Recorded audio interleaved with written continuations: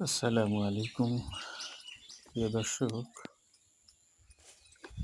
এবারের বড় মৌসুমে আল্লাহ তাআলা অনেক নিরাপদভাবে মানুষ ধান চাষ করার সুযোগ দিয়েছেন। অনেক সুন্দর ধান হয়েছে এবার বড় চাষিদের। এখন বাকিটা আল্লাহর ইচ্ছা, কেটে ধান ঘরে উঠাইতে পারলে কৃষকের এবারে ধানের ফসল মোটামুটি ভালো। খুবই ভালো ধান হয়েছে এই ভুঁইতে।